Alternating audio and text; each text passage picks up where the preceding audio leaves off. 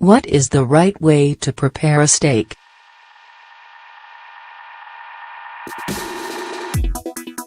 It's called reverse searing, and it's counterintuitive but gives you amazing results. Perfectly juicy interior, with a crisp, tasty brown crust. Here's step-by-step instruction from a pro chef named Chris Pendle. Perfect NY strip steak. You salt and roast raw steaks in the oven at a low heat, then sear the heck out of them very quickly in a super hot pan, basting with butter, rosemary, and garlic.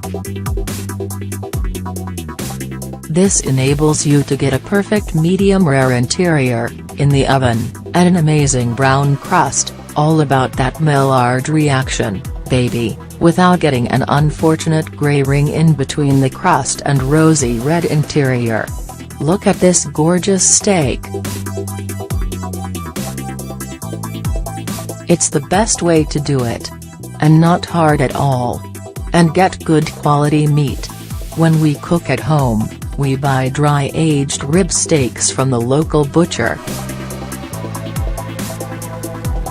Apply a light coat of Dijon mustard, and sprinkle liberally with salt.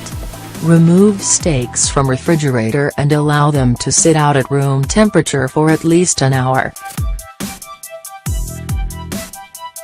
You don't want steaks going into the pan too cold. Use an oil with a high smoke point. At home, we cook steaks in duck fat. The surface of the steak may not be even, and the meat may warp a bit when put into the pan.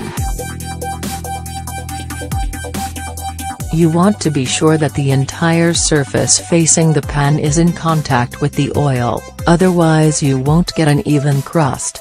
Heat the oil till it starts smoking.